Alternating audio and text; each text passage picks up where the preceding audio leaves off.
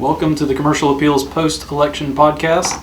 This is Ryan Poe, host, a columnist of the 901 column, and I'm here with Sam Hardiman, our political reporter, and Tonyaa Weathersbee, another columnist of ours. So we're going to go to Sam first. We're going to ask just for your takeaways from the election. Give us the high points and low points. So last night we got what essentially was pretty much baked in the cake over 2 weeks of early voting, which was Memphis Mayor Jim Strickland overwhelmingly won re-election. A tax increase passed in the city of Memphis. Voters sided with some police and fire unions to raise the sales tax rate, which raises all sorts of questions about the future of the sales tax rate, if Shelby County can take some of that money in the future. We'll talk more about that later, but that was a very interesting development on the night. And then two Memphis City Council incumbents are headed to runoffs, Sherman Greer and Berlin Boyd.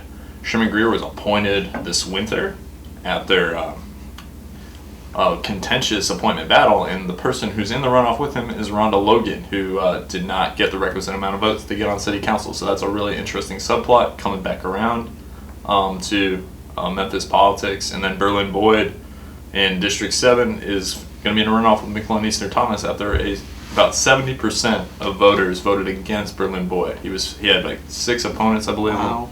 Fact check that. And if you look at it in totality that way, a lot of people didn't vote for Berlin Boyd in that district. It'll be really interesting to see what's happening. So those are the main takeaways from last night. Let's take those in order. First, the mayor's race. Tonyaa, give us your thoughts on just what happened last night. Well, what happened last night was clearly what happens in many races that's similar to money. The mayor had a great money advantage. He had a great name recognition advantage.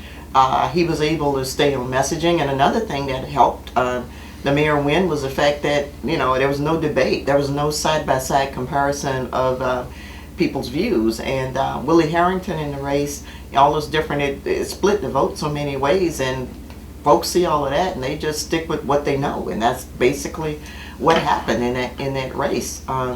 I thought that Tammy Sawyer would make a better showing in the race, but last minute hiccups with the tweets and those sort of things hurt her, I believe. Not to mention the fact that she was outspent, as everybody else was outspent, and that normally is what caused a ball game in most of these things. In Memphis, even though Memphis isn't any different from any other city when it comes to that, and that's what people stuck with. My own thoughts about part of my thoughts about what happened here is that I think a lot of Memphians, even though with Memphis being a majority African American city, I think there are people who believe that they need a good spokesman and a good representation for the legislature. There's a conscientiousness about that.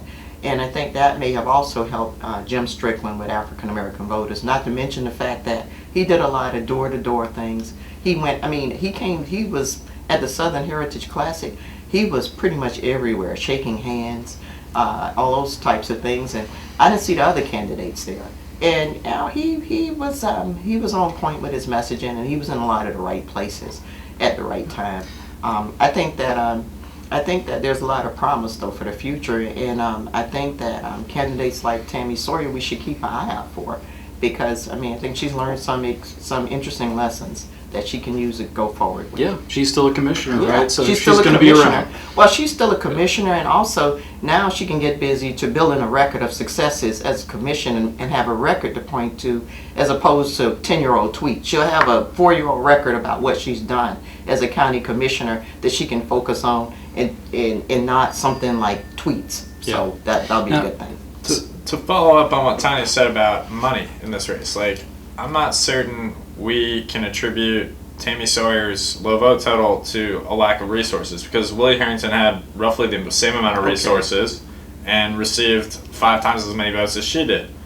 And so I think that I don't know what the reasoning for Tammy Sawyer's low vote total was, but if we look across at money in these races, looking at that, there were several city council candidates that had more money or very similar totals of money to Harrington and Sawyer, and they received many candidates received far more, city council candidates, as we pointed out this morning, received far more votes than Tammy Sawyer did.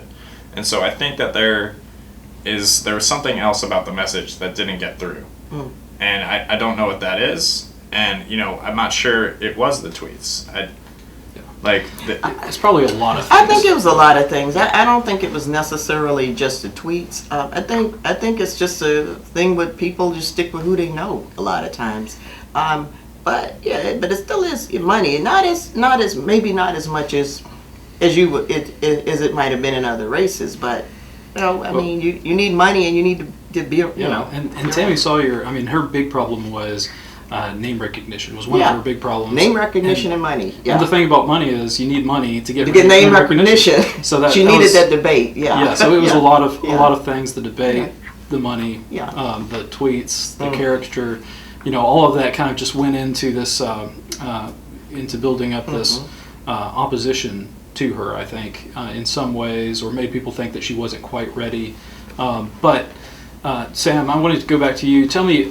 The vote breakdown was about basically Strickland got 60%. 62%. 62%. Harrington got about 22. 29%. I have the data in front of me. Please. Well, that was name recognition, Harrington and Strickland. Yeah, that's a fair point, Tonyaa. So Jim Strickland got about 59,000 votes of about 96,000 total cast, which is a lot of votes. Willie Harrington got 694 votes, 28.7% of the vote. And so not to read statistics to people, but that's the lion's share of who voted was for Willie Harrington and Jim Strickland. And if you look at Willie Harrington's vote total, he never, in his 5 previous mayoral elections, to look at Willie Harrington's political career in Memphis for a second, he never got less than 70,000 votes in any of his previous mayoral elections. And so this, when he wasn't running as incumbent, 10 years removed out of public office, he only got 27,000 votes, which is, I think he got 21,000,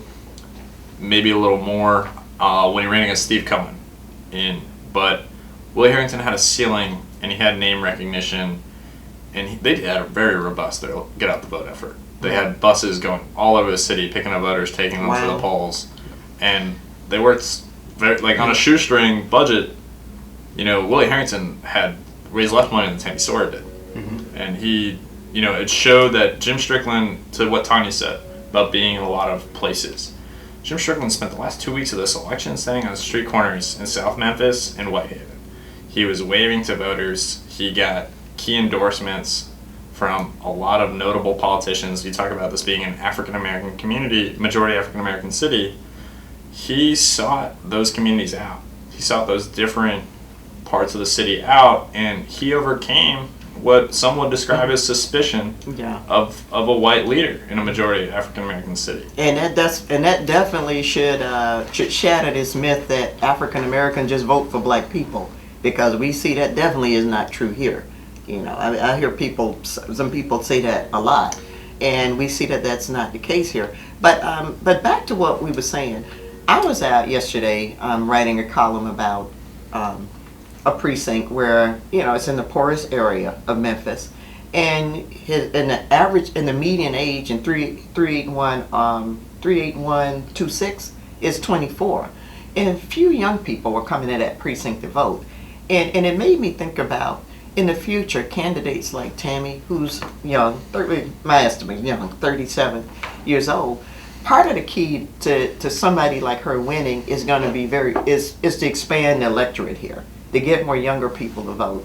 And that's going to be very difficult to do because, just from what I saw, how you store that hope, they just don't. So that's going to be a challenge for candidates like her in the future. They got to expand the electorate. I also opined this morning, I think a big problem of Tammy's was that she did not speak to the Memphis electorate in the same way that Strickland did, and to some extent Harrington did as well. They were talking about local issues where she was talking about national issues. They were talking true. They were talking about jobs and crime, and she was talking about other things.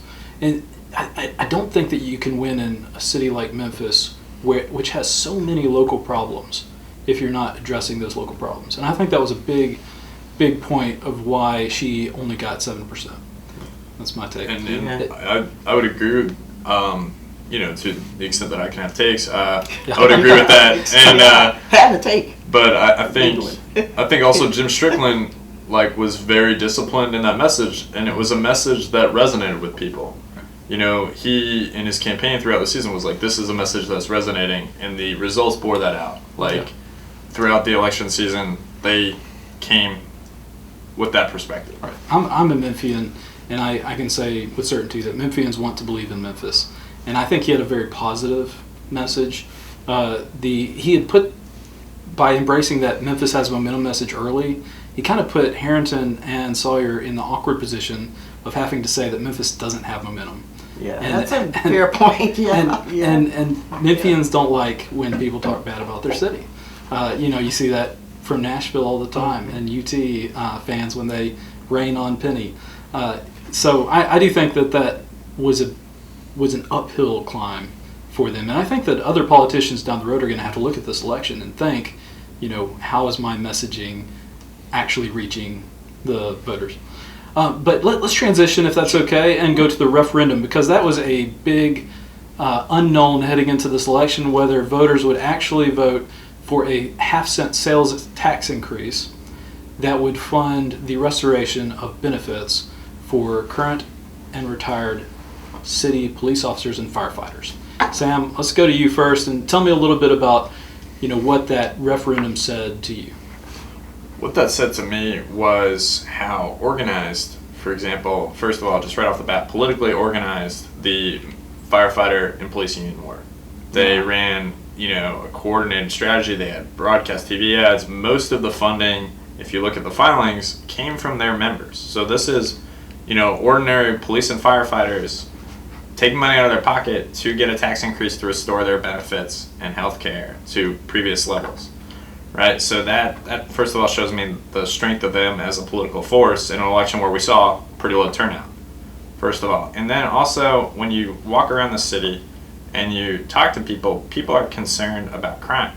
You talk exit polls from yesterday that were sent around, or just talking to the Strickland campaign, for example. Number one issue in the city is public safety, it's crime. And so people, I think, voted with that in mind yesterday. And, that Memphis has a reputation.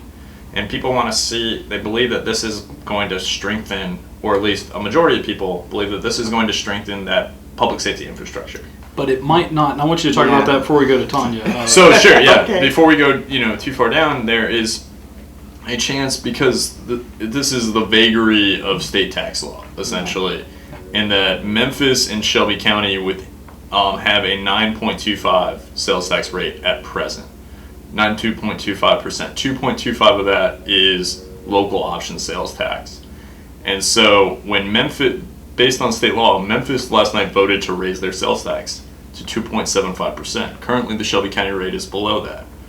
If Shelby County, which Edmund Ford Jr., County Commissioner, is going to bring that legislation before the Shelby County Commission, decides to vote to raise their sales tax, which would cause a split in the dollars, potentially, if it were to pass, which would probably devastate the intent of the referendum. The mayor and Ken Conrad both said that last night.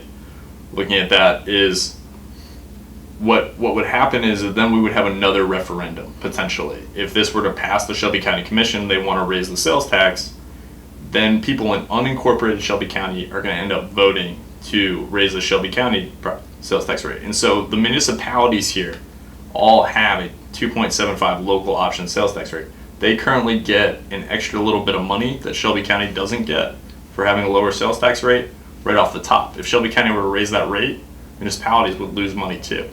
So this is kind of, this referendum, the wording of it could cause some very interesting legal scenarios. Yeah, because I'm reading where they don't actually have to use the money for what it's intended. That is an assertion. That's an assertion that public officials have made. I haven't been able to talk to a legal expert about that to get their opinion on that. I think that that's something that would potentially be litigated. And at the same time, when they said they don't have to spend it for that purpose, all people that are in elected office that have been asked about it, at least publicly, have said that they will spend it for that purpose. So it's like, we are not legally required to do this, but we know what the voters want it for, so we're going to use that. However, political suicide. Right, But if a rainy day were to happen, part of the reason they're probably saying that is sales tax is based on the economy, right? Economies rise and fall. And so there could be a rainy day where the city of Memphis needs to go raid this portion of funding. I'm not saying raid as in, in that sense, but the city's not trying to bind themselves in a corner here and say, oh, we can only use it for this purpose. Because they might need it someday for something else. Also, if the economy does go into another recession or something, what could happen is that money that's coming in might be less than what it costs to fund those benefits. Exactly. So that's another big issue that could happen down the road. But Tonyaa, last thoughts on the referendum? Another issue that can happen is crime may not go down. Because I'm sure that people who voted for this thing are hoping that they'll have a safer community, and we all know that most of the time just having more police on the street doesn't necessarily make a community safer. It's hard for people to get their arms around the idea of education and preventative things to stop crime.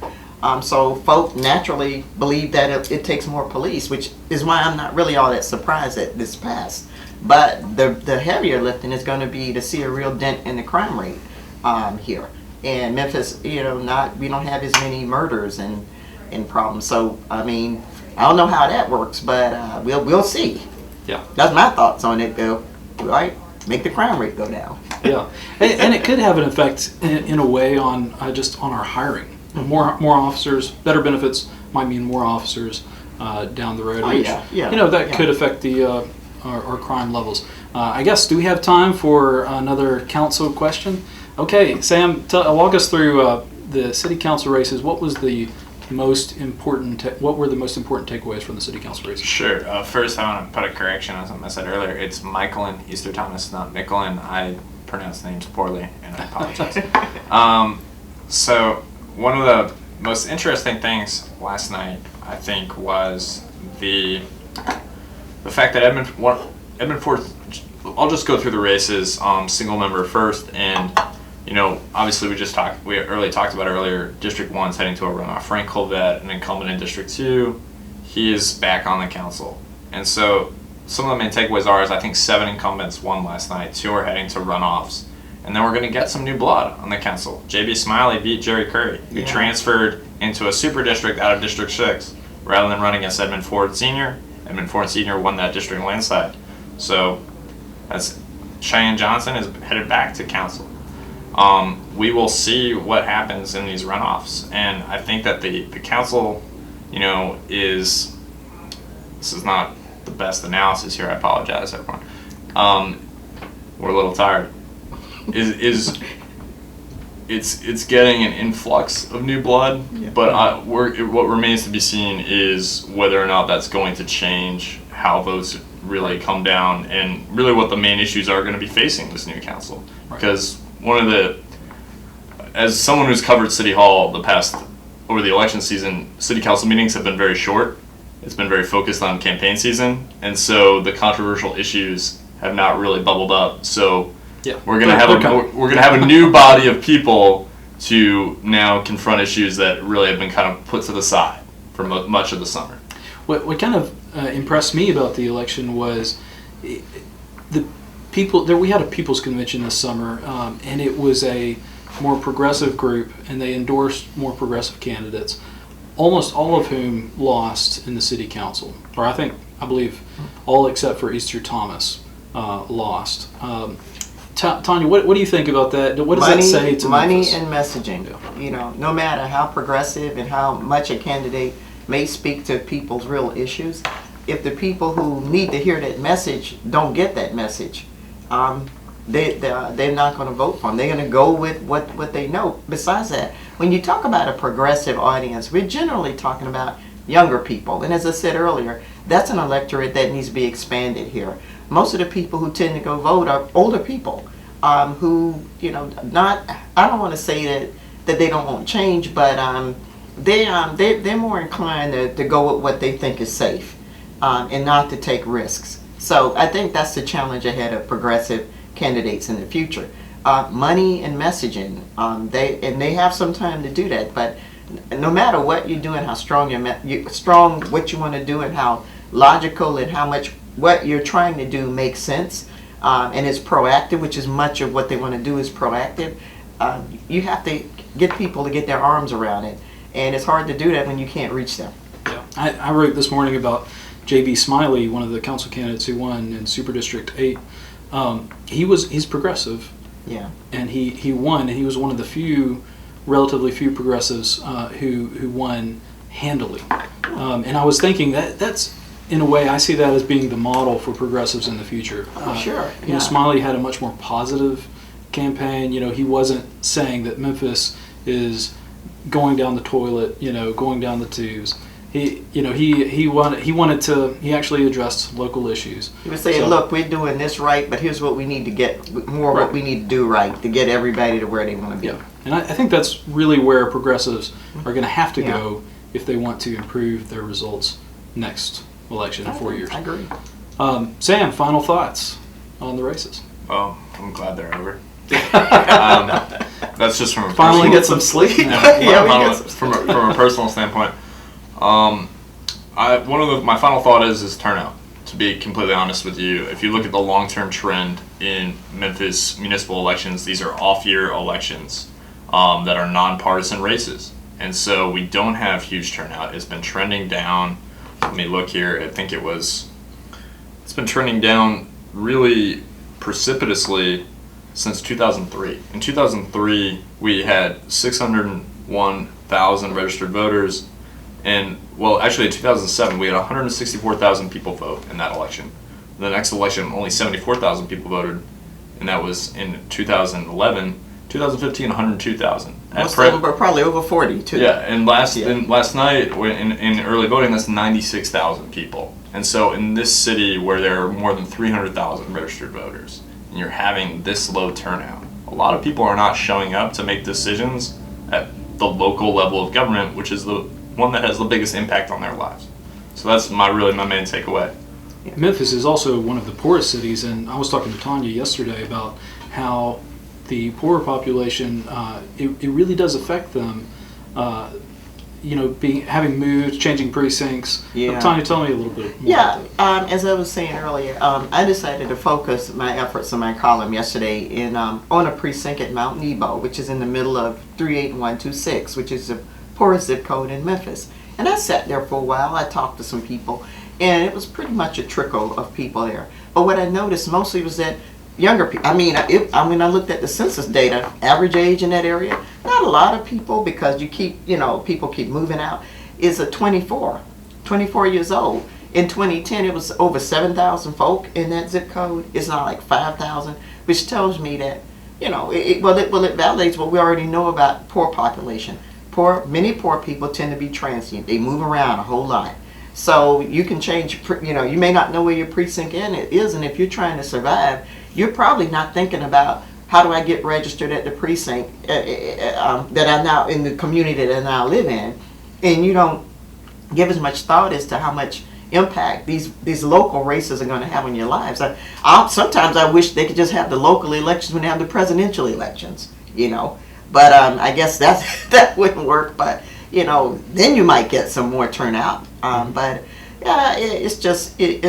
I mean, it's going to take a lot to get people to really have the kind of hope and the kind of inspiration that they need to go and understand and buy into the idea that they can be part of the change. And when I look at young people, they are the future. They're part of the change, and they're not saying anything. They're not letting their voices be heard, and they're the ones who are going to be impacted the most. So we have to get at that somehow. Another reason why public transit is so important. Yeah, absolutely. Absolutely. Well, thank y'all, Sam, Tonyaa. I really appreciate it, and we appreciate y'all tuning in. Thank you very much. Hey.